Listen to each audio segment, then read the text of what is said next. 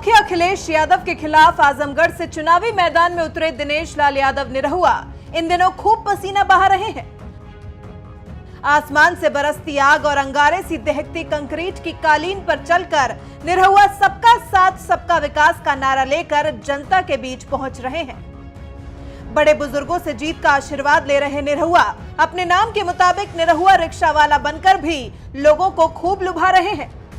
20 अप्रैल को ही नामांकन करने भव्य रोड शो के साथ निकले निरहुआ रिक्शे पर सवार होकर लोगों के बीच पहुंचे, जहां उन्हें लोगों का जबरदस्त समर्थन मिला। दिनेश लाल यादव निरहुआ ने रिक्शे वाली तस्वीर अपने ट्विटर हैंडल पर भी शेयर की है और लिखा है, पानी से नहाकर लोग लिबास बदलते हैं, पसीने से नहाकर हम इतिहास बदलते हैं। निरहुआ ने इस 2 लाइन से बता दिया है कि वो आजमगढ़ की जंग जीतने के लिए कितनी मेहनत कर रहे हैं। गली गली चौराहे चौराहे लोगों तक पहुंच रहे निरहुआ की मेहनत पर एक ट्विटर यूजर ने उन्हीं के गाने से उनका हौसला बढ़ाते हुए लिखा है, श्रीमान आप लोग का वोट यदि पाएंगे, केहू जवन किया नहीं करके दिखाएंगे। मेरे प्यारे आजमगढ़ वासियों, एक मौका दिनेश लाल यादव जी को दो। जिगरा बड़ा था टकराने आ गए, अब अखिलेश यादव को पता लगेगा राजनीति में शेर पुराने आ गए। एक और ट्विटर यूजर ने लिखा है, आजमगढ़ में बदलाव की पुकार है, इसलिए साइकिल पर निरहुआ सवार है। आजमगढ़ की भी यही पुकार है, खत्म कर दो परिवार का गढ़, यही विचार है, क्योंकि इस बार आजमगढ़ में मोदी सरकार है। अखिलेश यादव के खिलाफ चुनाव मैदान में उतरने की वजह से कुछ लोग निरहुआ से नाराज भी है। एक ट्विटर यूजर ने लिखा है, अब न भोजपुरी में चलोगे और न ही राजनीति में, अपना खेल खत्म ही समझो बाबू। भोजपुरिया सुपरस्टार दिनेश लाल निरहुआ के लिए आजमगढ़ से चुनाव लड़ना किसी जंग से कम नहीं है, क्योंकि उन्होंने सपा मुखिया अखिलेश यादव को चुनौती दी है, जो खुद यादव भी हैं, और आजमगढ़ में यादव वोट बैंक का प्रभाव भी अधिक माना जाता है। मगर दिनेश लाल निरहुआ को लगता है कि इस बार यादव लोगों का वोट भी उन्हें ही मिलेगा, क्योंकि यादव अखिलेश के साथ नहीं देश के साथ है। फिलहाल निरहुआ की ये बात कितनी सही साबित होती है, ये तो 23 मई को ही पता चलेगा, जब चुनावी नतीजे आएंगे। मगर ये देखना दिलचस्प होगा कि क्या चुनाव में पसीना बहा रहे निरहुआ जनता के समर्थन से इतिहास रच पाते हैं या नहीं। आइए हम एनएमएफ न्यूज को दिए निरहुआ का वो इंटरव्यू सुनाते हैं, जिसमें वो आजमगढ़ को फतेह करने के लिए अखिलेश यादव के खिलाफ क्या रणनीति अपना रहे हैं, उस पर खुलकर बात कर रहे हैं। सर, अभी हाल ही में सुर्खियां बनी आजम खान जी ने अभी जयप्रदा जी को लेकर एक बहुत ही विवादित टिप्पणी की सर। उसके बाद पहले तो अखिलेश यादव जी ने बचाव किया उनका, उसके बाद अब हाल ही में अभी डिम्पल यादव का बयान आया, उन्होंने कहा है कि इन छोटी मोटी चीज़ों में नहीं पड़ना चाहिए, असल मुद्दा ये है कि बीजेपी मुद्दों से भटका रही है। देखिए क्या है, जो अखिलेश यादव जी हैं वो तुष्टीकरण की राजनीति करते हैं, और कुछ लोग नाराज ना हो जाएं, इसलिए वो जो भी डिसीजन लेते हैं ये ध्यान में रख के लेते हैं कि अगर मैं कुछ बोलूँगा तो ये नाराज हो जाएंगे, मैं कुछ बोलूँगा तो वो नाराज हो जाएंगे।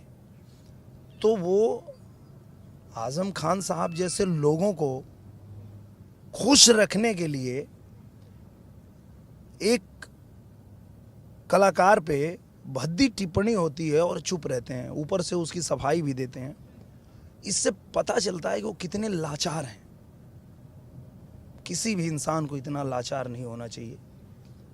कुर्सी के लिए, पद के लिए, किसी भी चीज़ के लिए आप इतने लाचार मत बनो, इतने लाचार मत बनो कि आपके दल का कोई आदमी इस तरह की वाहियात हरकत कर रहा है और आप चुपचाप सुन रहे हैं। तो मुझे लगता है कि ये जो उनके पार्टी के लोग हैं, उन्होंने टिप्पणी करके अपने बारे में बताया कि उनकी सोच क्या है, वो कैसे नीयत के लोग हैं। वो बात तो करते हैं समाजवाद की, पर समाजवाद से उनका दूर दूर तक कुछ लेना देना नहीं है। ये वो खुद ही ऐसी बातें बोल के वो खुद ही साबित कर रहे हैं, हमको बताने की भी ज़रूरत नहीं है। तो मुझे लगता है कि ये बहुत दुर्भाग्यपूर्ण है कि इतने जिनको कहा जाता है, सभी लोग कहते हैं कि इतने अच्छे नेता हैं अखिलेश यादव जी, पर वो इन सब बहुत छोटी छोटी चीज़ों के चलते कि इनको खुश रखो, ये खुश रखें, ये खुश रहें, इन सब जोड़ तोड़ में वो सारे डिसीजन गलत ले रहे हैं और उनके गलत डिसीजन के कारण ही नेताजी भी नाराज हैं उनसे। नेताजी खुद संसद भवन में ये बात कहते हैं कि हमारी सरकार तो बनेगी नहीं। तो हम चाहते हैं कि नरेंद्र मोदी जी ऐसे प्रधानमंत्री हैं जो सबको साथ लेके चलते हैं, तो यही फिर से प्रधानमंत्री बने। और उनकी बात को भी ये नहीं मानते हैं और उसके खिलाफ ये फैसला लेते हैं। तो मुझे लगता है कि वो जो भी डिसीजन ले रहे हैं वो ठीक नहीं है और उनके लिए ठीक नहीं है। बाकी अच्छा सर, देखिए पीएम मोदी जी की जो मुहिम थी मैं भी चौकीदार, उससे आप भी जुड़े, मैंने देखा आपने भी कहा मैं भी चौकीदार हूँ, लेकिन सवाल उठता है कि राहुल गांधी अभी भी तुले हुए हैं देश के चौकीदार को चोर साबित करने पे, जबकि वो अपने जीजाजी यानी कि रॉबर्ट वाड्रा जो ऑलरेडी ईडी के चक्कर लगा रहे उस पर नहीं कहते, जो खुद हेराल्ड केस में फंसे हुए हैं वो उस पर कुछ नहीं कहते। इस पर आप क्या कहेंगे? मैं ये कहूँगा कि राहुल गांधी जी पहले तो उनके बयान को कोई सीरियसली लेता नहीं है। मैं तो ये बोलता हूँ वो खाली कॉमेडी करते हैं, उनकी बात सुन के लोग यहाँ हंसते हैं। और जहाँ तक बात है चौकीदार की, तो मैं ये मानता हूँ कि हिंदुस्तान हमारा घर है और हिंदुस्तान में पैदा हुआ हर हिंदुस्तानी अपने देश का चौकीदार है। मैं भी चौकीदार हूँ, हर हिंदुस्तानी को चौकीदार होना चाहिए। और बात रही राहुल गांधी जी की, तो उनको कोई सीरियस नहीं लेता, उनकी बात को इसलिए नहीं लेता है कि वो सोचते हैं अंग्रेजी में, बोलते हैं हिंदी में। और कोई भी आदमी जब सोचेगा अंग्रेजी में और बोलेगा हिंदी में तो वो कॉमेडी बन जाएगा, और वो हर बार ऐसा ही होता है, बन जाता है। उनको तो पहले हिंदुस्तान में रह के हिंदी की अच्छे से शिक्षा लेनी चाहिए और हिंदुस्तान के कल्चर को अच्छे से समझना चाहिए, यहाँ के सभ्यता को समझना चाहिए। और फिर जब वो बोलेंगे तो लोगों को लगेगा कि हाँ ये कोई हिंदुस्तान का आदमी बात कर रहा है, हिंदुस्तान के बारे में बात कर रहा है, यहाँ की समस्याओं के बारे में बात कर रहा है। वो जब तक अंग्रेजी में सोच के हिंदी में बोलते रहेंगे, सिर्फ और सिर्फ लोग हंसेंगे और कुछ नहीं। और सर अभी सोनिया गांधी ने कहा कि डोंट फॉरगेट 2004, हमने अटल जी को भी हराया। तो सर आपको क्या लगता है अटल जी की सरकार में और मोदी जी की सरकार में क्या फ़र्क है? बहुत फ़र्क है। अटल जी के समय में बहुमत में सरकार नहीं थी, और जब मोदी जी ने सरकार बनाई तो पूर्ण बहुमत में सरकार बनाई 2014 में। और कोई भी डिसीजन किसी दबाव में नहीं लिया उन्होंने, एकदम शेर की तरह दहाड़ के कि ये होना चाहिए तो ये होना चाहिए, ये होगा तो होगा। अब इसके पीछे कौन नाराज होता है, कौन गाली देता है, उससे नहीं फर्क पड़ता। अगर जो फैसला देश के हित में है, उन्होंने देश के हित में वो फैसला लिया, तो मुझे लगता है उसी बात से प्रभावित होके आज पूरा हिंदुस्तान, बल्कि मैं तो कहूँ कि पूरी दुनिया चाहती है कि भारत के प्रधानमंत्री फिर से नरेंद्र मोदी जी बने। और अगर सोनिया गांधी जी को लगता है कि वो इनको हरा पाएंगे, नरेंद्र मोदी जी को हरा पाएंगे, तो मुझे लगता है कि ये उनका सिर्फ ख्वाब है और ये ख्वाब कभी पूरा नहीं होगा। सर एक सवाल मेरा ये भी बनता है कि क्या लगता है आपको कि जो एक गठबंधन बना हुआ है सपा बसपा आरएलडी, क्या लगता है कि मोदी लहर को रोक पाएंगे? कभी नहीं। बसपा सपा का गठबंधन हुआ है। बसपा पिछली बार आप देखिए कितनी सीटें थी, जीरो को कितने भी अंक में गुणा करिए। अब तो सब एक हो गए, मोदी हटाओ। मैं तो वही कह रहा हूँ ना, जीरो है, उसको आप जितने अंक में गुणा करिए वो जीरो आने वाला है, कुछ नहीं होने वाला इनका। ये लोग पहले ही अपनी नीयत बता दी है। देखिए क्या होता है, नीयत से बरकत होती है। आप किस नीयत से काम कर रहे हैं वही फलित होता है। और इन्होंने अपनी पहले ही नीयत बता दी कि हमारी नीयत ये है कि जो व्यक्ति देश के लिए सोच रहा है, देश के लिए कर रहा है, उसको हमको रोकना है।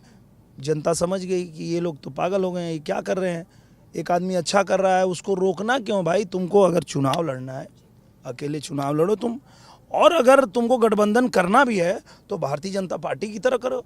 गठबंधन होना चाहिए देश के हित में। देश के विरोधी ताकत जो हैं उनके साथ आप सुर में सुर मिला रहे हैं कि नहीं जो है राहुल गांधी जी प्रधानमंत्री बनने चाहिए। तो ये तो पाकिस्तान भी चाहता है कि राहुल गांधी जी प्रधानमंत्री बने ताकि हमारा देश कमज़ोर हो जाए, हमारे देश के पास डिसीजन लेने की क्षमता ना हो, ये पाकिस्तान चाहता है। पाकिस्तान चाहता है, ये समझ में आता है, क्योंकि हमारा दुश्मन देश है। लेकिन विरोधी इसी पे कहते हैं कि पाकिस्तान से मिले हुए मोदी जी, तभी पाकिस्तान चाहता है कि भारत में मोदी जी की सरकार है। ये देखिए, मैं तो कह रहा हूँ विरोधियों का हाल ये है, ये बेचारे जान चुके हैं कि इनकी जमानत जब्त होने वाली है। अब ये कुछ भी उल जलूल बयान देंगे, ये कुछ भी बोलेंगे, मुझे नचनिया बोलेंगे, कुछ जयाप्रदा जी को बोलेंगे, मोदी जी को बोलेंगे, और रवि किशन जी को बोलेंगे, मनोज तिवारी जी को बोलेंगे, कभी स्मृति ईरानी जी को बोलेंगे। ये कुछ भी अब अकबक करेंगे, क्योंकि ये लोग पगला चुके हैं। अब इनको समझ में आ गया है कि हमारा जो माया जाल था ख़त्म। जिस जाति के नाम पे ये लोग यहाँ अपनी राजनीति कर रहे थे, उस जाति को, उस जाति के जातिगत राजनीति के जहर को मैं यहाँ से उखाड़ के फेंकने वाला हूँ।